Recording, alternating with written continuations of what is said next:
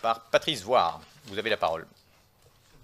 Monsieur le maire, après 2 ans d'études et d'expérimentation, notamment les week-ends, Dunkerque est depuis le 1er septembre 2018 la plus grande agglomération de France, 200 000 habitants et 17 communes, a proposé la gratuité sur l'ensemble de son réseau de transport public.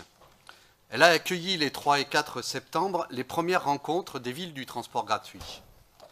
Des tables rondes avec des intervenants nationaux et internationaux, il ressort un sentiment partagé par les participants d'être dans le sens de l'histoire. La gratuité des transports est une solution d'avenir en dynamique en Europe. En France, 38 villes ont déjà instauré la gratuité. De nombreuses autres lancent des études. L'engouement est tel que Paris se penche à son tour sur le sujet. Il faut dire que les multiples avantages de la gratuité ont de quoi faire de plus en plus d'adeptes. L'enjeu est de sortir le transport collectif de l'approche marchande de la recherche de profit. La gratuité du transport collectif permet d'inscrire le droit à la mobilité comme un droit universel.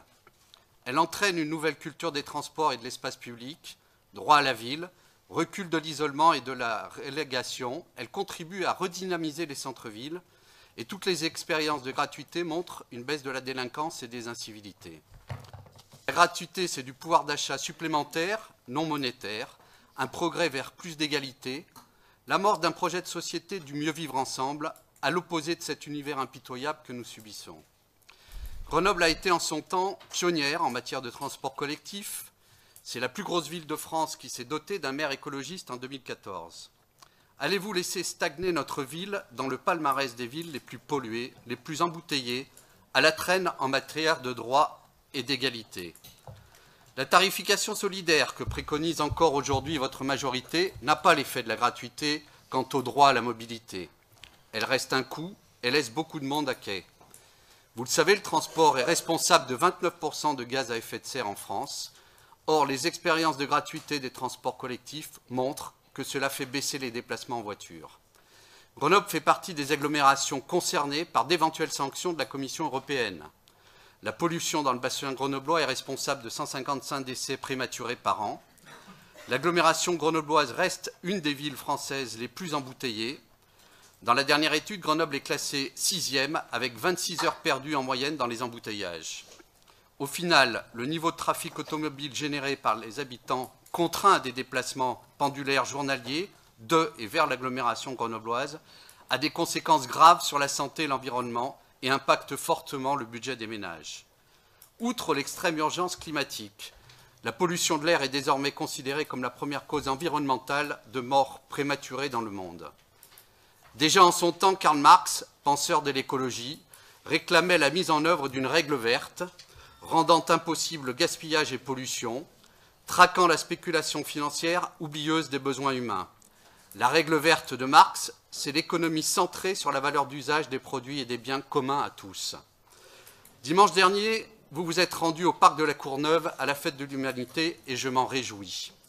Vous avez sans doute pris part à de nombreux débats contre la fermeture des bibliothèques, pour la défense des services publics, les fondements d'une politique culturelle humaniste et progressiste. Je veux espérer qu'au-delà de quelques selfies qui ne sauraient suffire, vous en aurez profité pour prendre connaissance du projet de loi déposé par le groupe Gauche démocrate et républicaine et son président André Chassaigne pour encourager la gratuité des transports collectifs urbains et périurbains et que les débats sur ce sujet vous auront quelque peu inspiré. Monsieur le maire, la gratuité des transports urbains fait son chemin. La ville de Gers s'est déjà prononcée à l'unanimité pour. Au-delà des effets d'annonce, de votre engagement de campagne oublié, il est de la responsabilité de la ville-centre d'engager le débat sur ce sujet, d'autant plus que lors des 2 réunions de présentation du plan de déplacement urbain à l'horizon 2030 pour notre agglomération, jamais n'a été évoquée par le président du SMTC la proposition de gratuité des transports publics comme une des solutions durables pour améliorer la qualité de l'air, comme l'envisagent plusieurs grandes villes européennes. Monsieur le maire, je vous le demande, allez-vous diligenter une étude d'impact de la gratuité dans notre agglomération, écouter les propositions du collectif pour la gratuité des transports publics de l'agglomération grenobloise et cesser de culpabiliser l'usager, de lui infliger des mesures coercitives et agir pour la mise en œuvre de la règle verte? Monsieur le maire et mes chers collègues, je vous remercie pour votre attention.